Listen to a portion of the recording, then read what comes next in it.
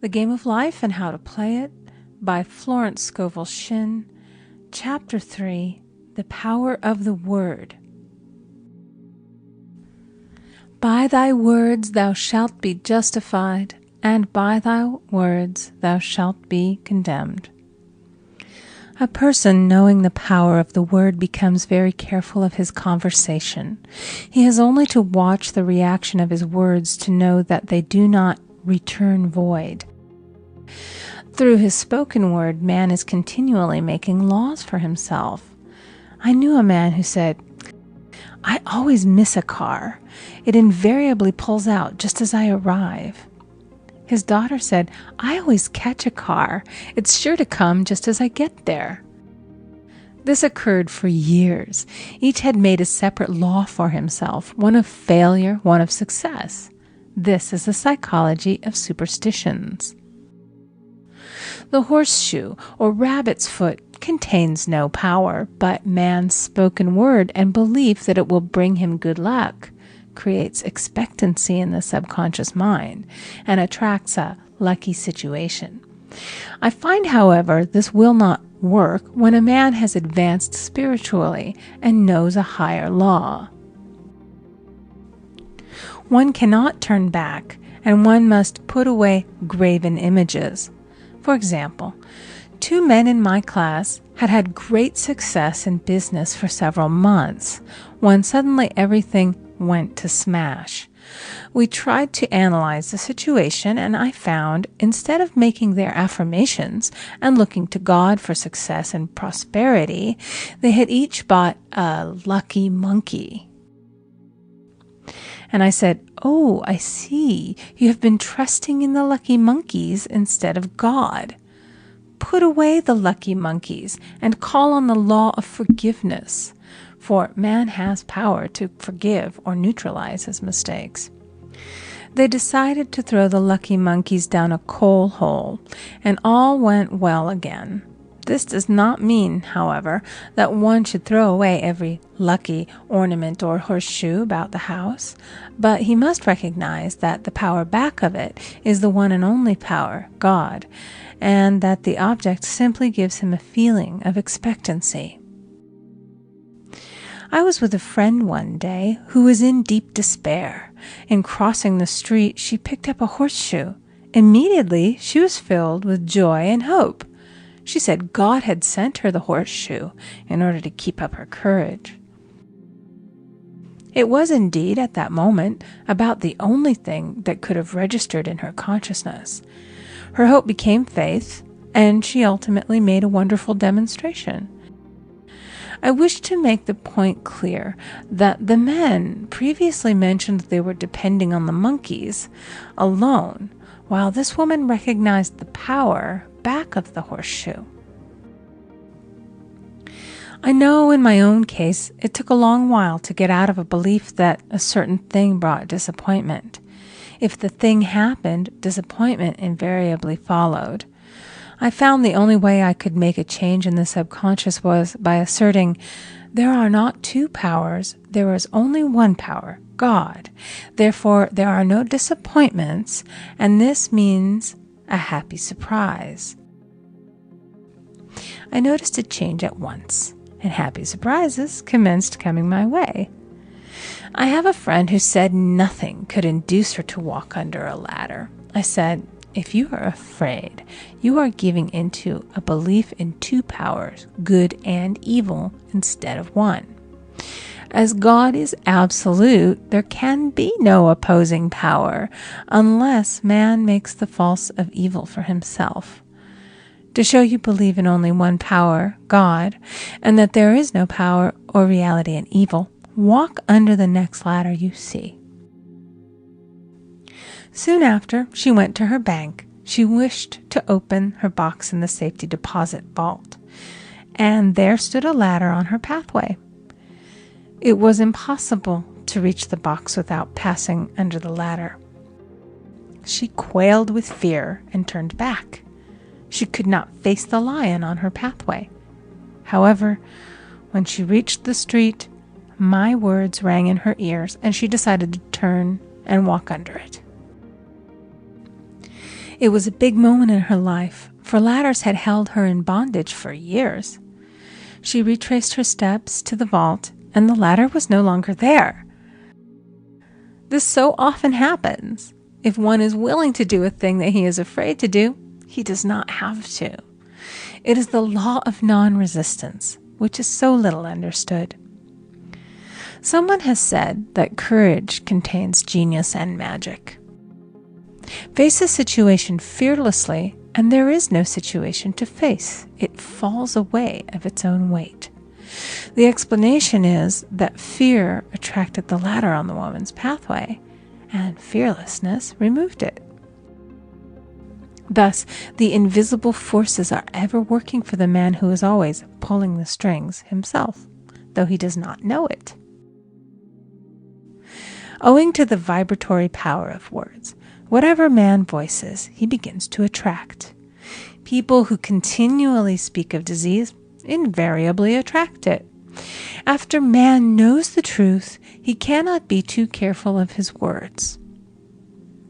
For example, I have a friend who often says on the phone, "Do come to see me and have a fine old-fashioned chat." This old-fashioned chat means an hour of about 500 to 1,000 destructive words, the principal topics being loss, lack, failure, and sickness. I reply, "No, thank you. I've had enough old-fashioned chats in my life.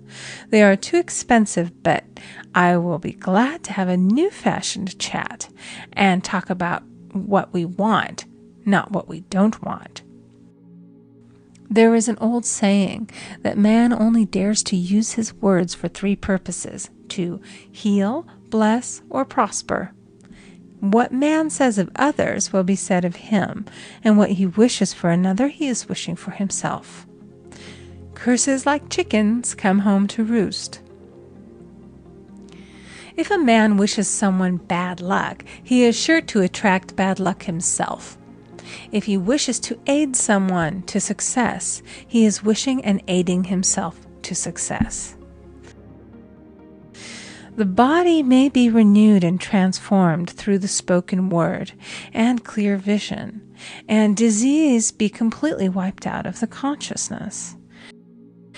The metaphysician knows that all disease has a mental correspondence, and in order to heal the body, one must first heal the soul. The soul is the subconscious mind, and it must be saved from wrong thinking. In the 23rd Psalm we read, "He restoreth my soul." This means that the subconscious mind or soul must be restored with the right ideas, and the mystical marriage is the marriage of the soul and the spirit, or the subconscious and superconscious mind. They must be one. When the subconscious is flooded with the perfect ideas of the superconscious, God and man are one. I and the Father are one. That is, he is one with the realm of perfect ideas. He is the man made in God's likeness and image, imagination, and is given power and dominion over all created things, his mind, body, and affairs. It is safe to say that all sickness and unhappiness come from the violation of the law of love. A new commandment I give unto you, love one another. And in the game of life, love or goodwill takes every trick. For example, a woman I know had for years an appearance of a terrible skin disease. The doctors told her it was incurable and she was in despair. She was on the stage and she feared she would soon have to give up her profession, and she had no other means of support. She, however, procured a good engagement and on the opening night made a great hit. She received flattering notices from the critics and was joyful and elated. The next day she received a notice of dismissal. A man in the cast had been jealous of her success and had caused her to be sent away. She felt hatred and resentment taking complete possession of her, and she cried out, "Oh God, don't let me hate that man." That night she worked for hours in the silence. She said, "I soon came into a very deep silence. I seemed to be at peace with myself, with the man, and with the whole world. I continued this for 2 following nights, and on the 3rd day, I found I was healed completely of the skin disease. In asking for love or goodwill, she had fulfilled the law, for love is the fulfilling of the law, and the disease, which came from the subconscious resentment, was wiped out. Continual criticism produces rheumatism, as critical, inharmonious thoughts cause unnatural deposits in the blood which settle in the joints. False growths are caused by jealousy, hatred, unforgiveness, fear, etc. Every disease is caused by a mind not at ease. I said once in my class, there is no use asking anyone, "What's the matter with you?" We might as well just say, "Who's the matter with you?" Unforgiveness is the most prolific cause of disease. It will harden arteries or liver and affect the eyesight. In its train are endless ills. I called on a woman one day who said she was ill from having eaten a poisoned oyster. I replied, "Oh no, the oyster was harmless. You poisoned the oyster. What's the matter with you?" She answered, "Oh, about 19 people." She had quarreled with 19 people and had become so inharmonious that she attracted the wrong oyster. Any inharmony on the external indicates there is mental inharmony. As the within, so the without. Man's only enemies are within himself, and a man's foes shall be they of his own household. Personality is one of the last enemies to be overcome, as this planet is taking its initiation in love. It was Christ's message, peace on earth, goodwill toward man. The enlightened man, therefore, endeavors to perfect himself upon his neighbor. His work is within himself, to send out goodwill and blessings to every man, and the marvelous thing is that if one blesses a man, he has no power to harm him. For example, a man came to me asking him to treat for success in business. He was selling machinery, and a rival appeared on the scene with what he proclaimed was a better machine, and my friend feared defeat. I said, "First of all, we must wipe out all fear, and know that God protects your interests, and that the divine idea must come out of the situation. That is, the right machine will be sold by the right man to the right man." And I added, "Don't hold one critical thought toward that man. Bless him all day and be willing not to sell your machine if it isn't the divine idea." So he went to the meeting, fearless and non-resistant, and blessing the other man. He said the outcome was very remarkable. The other man's machine refused to work, and he sold his without the slightest difficulty. But I say unto you, love your enemies, bless them that curse you, do good to them that hate you, and pray for them which spitefully use you and persecute you. Goodwill produces a great aura of protection about the one who sends it, and no weapon that is formed against him shall prosper. In other words, love and goodwill destroy the enemies within oneself.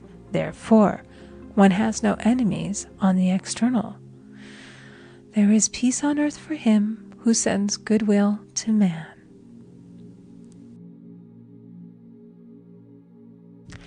End of Chapter 3. Recording by Amy Conger.